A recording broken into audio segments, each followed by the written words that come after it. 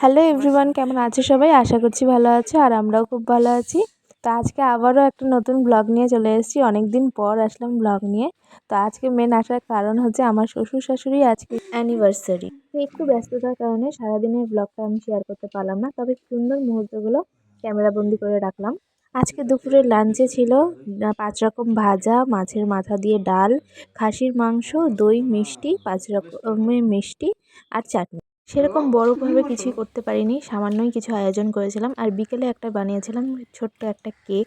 ঘরোয়াভাবেই সব কিছুর আয়োজন করেছিলাম। আমাদের দুপুরে খাওয়া দাওয়া করতে করতে সেই 3:30 বেজে গেছিলো। তারপর দুজনকে রেডি করে কেক কাটতে বসিয়ে দিলাম। তারপর নিয়ে বসে পড়লাম দুজনকে কেক কাটার জন্য। কেকটাও রেডি হয়ে গেছে আর মা দেখো এত লজ্জা পাচ্ছে। আর কেকটা দেখতে কেমন হয়েছে অবশ্যই তোমরা কমেন্ট করে জানাবে। Happy anniversary, happy anniversary.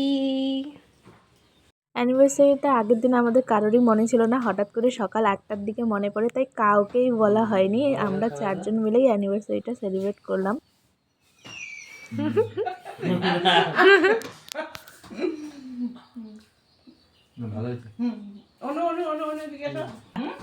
এদিকে তো কেক কাটা কমপ্লিট আর এদিকে সবাই এখন সবাইকে খাইয়ে দিচ্ছিলাম কেক।